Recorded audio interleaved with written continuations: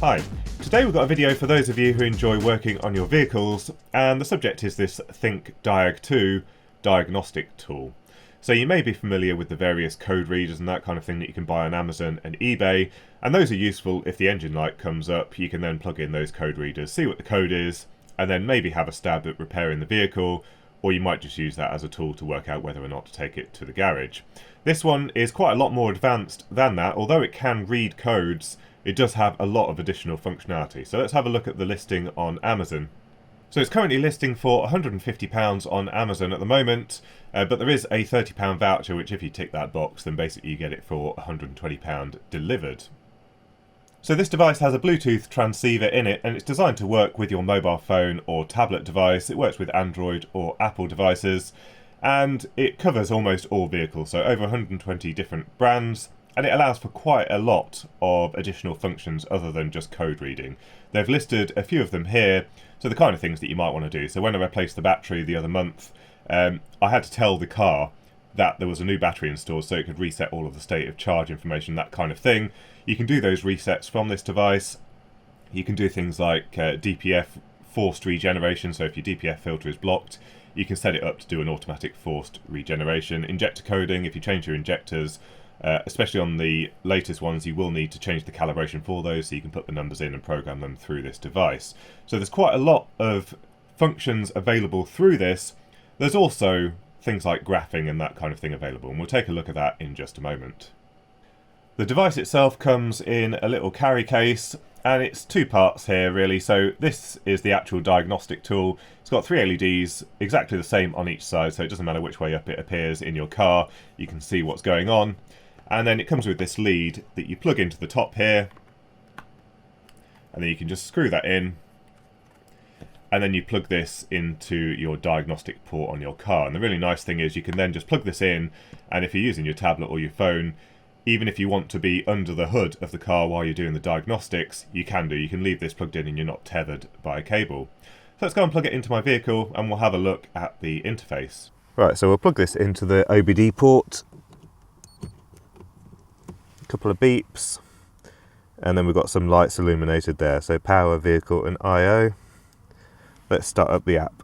So here we are in the Thinkcar app. I've just installed this from the Play Store. Once you pair it with your device for the first time, you put in the serial number and the special code, and then basically you get 1 year of free updates on here for all your vehicles. And it's got three main sections on here, so all systems diagnostic, the maintenance functions and the OBD functions. You can also print off some reports and stuff. But the OBD functions is very similar to what you'd get on a basic code reader. So we'll go into that first. It tries to connect through Bluetooth to the device, and there's a couple of beeps going on. Then it tries to work out what OBD protocol your car actually uses, and Ford, I think, used the first one in here, so it should be pretty quick to connect. And there we go, it's got the VIN number, no engine management light, no DTCs or anything like that. This car's all absolutely fine. And then you can go here and do some very basic functionality, so you can look at things like live data. So if we wanted to have a look at the ambient air temperature and the barometric pressure, we can do 20 degrees C, 101 kilopascals, so all the basic stuff. But where we have the enhanced functionality on this app is with the all systems diagnostic. So this is the bit that you actually pay for if you want to do future updates after the 1 year has run out. We'll go down to Ford. Again, a couple of beeps as it connects to the device.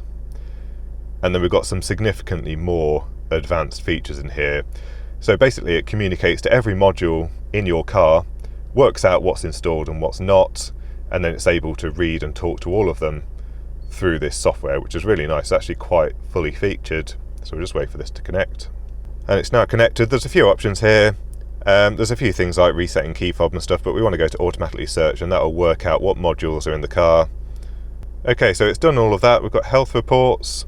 So it'll go through, scan each of the modules and see if there's any faults. And there's quite a few modules in some of these things.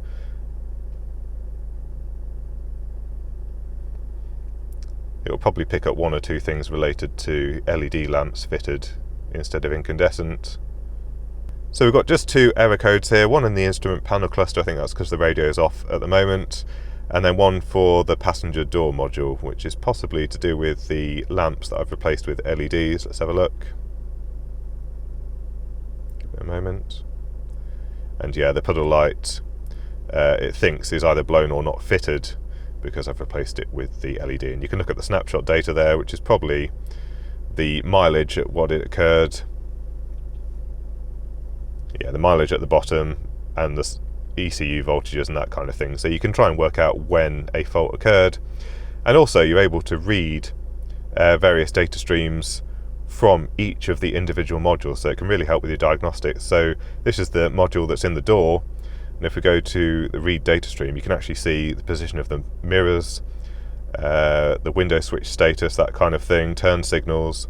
So if we go here and have a look at the position of the mirror switch and press OK, then we can see here in volts it's reading the position of those two switches. So really handy for diagnostics of individual modules, because many of these readers would only allow you to do diagnostics on the actual engine management unit. So lots of really useful stuff here. There's also module programming. So for example, if you install a new module and it needs some coding, that kind of thing, you can do that all in here. Special functions as well. So we can go here. These might be useful things if you're doing some maintenance on the car again. So here you can change the fuel injector correction values. So that's if you change the injectors, you need to code them in.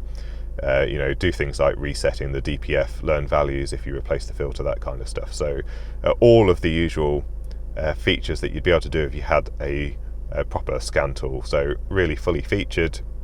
And then you have the additional maintenance functions. These are the kind of things that you might want to do, which normally cost quite a bit of money to add on to the various scan tools. So you've got things here like the headlight alignment. This is the battery reset, which is what I had to do the other month when I replaced the battery.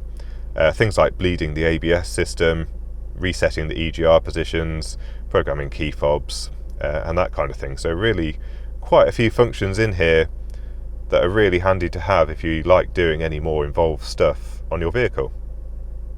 So a really nice tool to use. I've used it quite a bit already, and I probably do a couple of videos on it actually being used in earnest.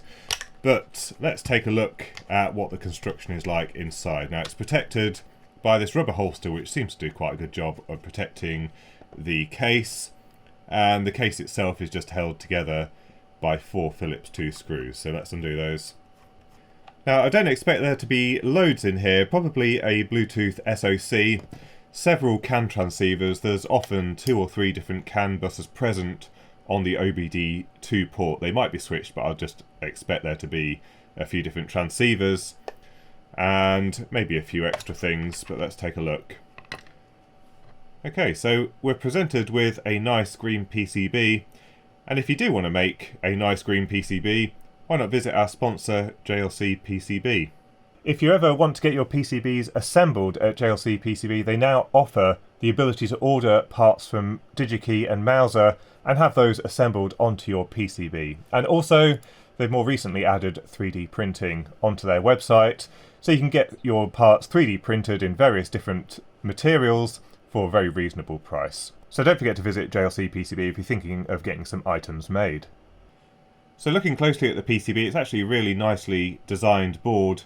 And there's quite a lot on here actually, so it's certainly not a bare bones diagnostic tool by any means. So we've got all of our protection here from the vehicle interface, because it's very common to see spikes and that kind of thing on the vehicle electrics. So we've got some TVS diodes and some fuses, so that's nice to see. And we do indeed have 3 different CAN transceivers here. So we've got an NXP TJA 1055, and that presumably is talking to the high-speed CAN bus. That's the highest spec CAN transceiver on here. And then we also have 2 microchip MCP2562FD CAN transceivers. So 3 in total. Got a bunch of transistors here. I think these are for driving the multicolour LEDs for the status and that kind of thing. And there's our DC to DC converter for converting the 12 volts down to presumably 3.3 volts that's on the board. So disassembling a little bit further, we've got 4 screws holding the PCB assembly into the caseworks, and it comes apart quite nicely. So we've got the Bluetooth antenna actually mounted to the plastic case and then connected to the PCB through these two pogo pins. Quite interesting, because I'm surprised they didn't just go with a PCB antenna on the PCB. And there's our Bluetooth SoC. So BM78 SPP, I think that's a microchip part if I remember correctly. So this is a Bluetooth low energy Bluetooth module. Now, I might have to just rack my brains, but I think this is only a module that can communicate externally through UART. So there must be another microcontroller on this PCB, but there's no antenna on this board. They've got that connected to these pogo pins that go off to the plastics. We've got the beeper and then a few little miscellaneous electronics parts here. Again, a duplicate of those LEDs that we saw on the other side. So our microcontroller must be, I think I can see something down there. So let's see if I can separate this without bending all of these pins. This can go horribly wrong. In fact, I might use a little tool here. Okay. So on this PCB, more protection from the interface to the OBD port, so more fuses and more suppression diodes. And then, as I thought, we've got a bunch of relays here. So this allows for the module to use those three CAN transceivers to connect to various different pins on the OBD interface. Many cars have multiple CAN buses available on the OBD port, so this allows for it to switch between them and work out which one is the right configuration for that vehicle. We've got some common mode chokes as well on all of those interfaces, so this looks like the PCB that deals with the interfacing to the vehicle, and then we've got the pin headers that go across onto the processing and comms board. And we've got definitely one microcontroller here, an Atmel SAM E70Q20, I think. Might have to look that part up, but I think that's an ARM processor, 32 bits. Doesn't matter too much what it is, but that's doing the processing. So they're using branded parts here, which is something that I've noticed. All of these parts are properly branded on-RON relays, and we've got microchip and on-semi parts all over the place. So they've not cheaped out on the components here. We're actually paying for a decent setup here, which is really quite nice. And then what's this other IC sitting here? A JV700C. I might have to look that part up. I'm not familiar with that one. So I did manage to find this part on the internet, but no datasheet. This appears to be a custom voltage regulator IC specifically for scan tools. And if you look underneath that black pen, you might just be able to make out it says Launch, which is a very popular brand of scan tool.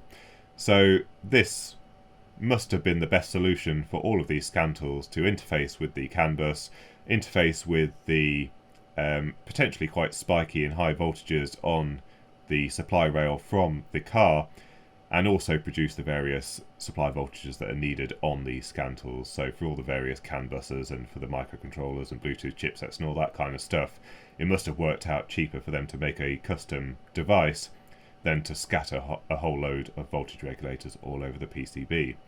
But everything else is looking pretty good. It's really quite a nice design, and it's nice to see that we really do have proper parts on here from proper suppliers, and they haven't used either completely Chinese parts or they haven't scraped off all the part numbers. So this does give an indication that this is actually quite a quality part.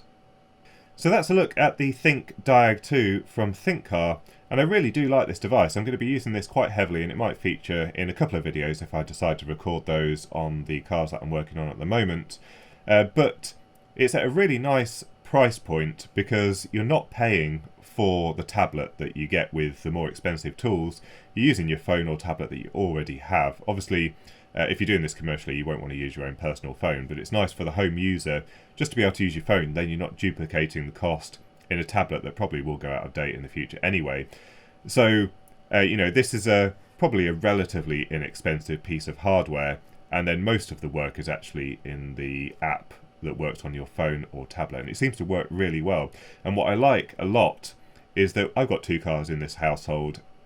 One's a BMW, one's a Ford, and then I have to have two different cables, two lots of software to keep running on the laptop that I use for working on those cars.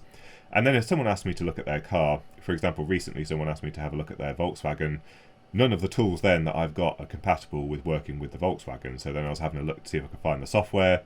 And the nice thing about this is this works for a massive range of brands. I haven't found really a car that it won't work with, except for those that don't have this type of OBD port. So you can just take this with you, use your mobile phone, and you can do some really extensive diagnostics or programming or reconfiguration of modules just with a very portable piece of kit. So this seems to work really nicely, and it's Bluetooth, so if you're tinkering with stuff under the hood or trying to make some measurements elsewhere, you can leave this plugged into the OBD port and still have your phone or your tablet with you, looking at what's actually happening with the live data. So I'll leave a link to this item in the description down below. If you've got any thoughts or comments, don't forget to leave them in the comments section down below. If you enjoyed the video, give it a thumbs up, and until next time, thanks for watching.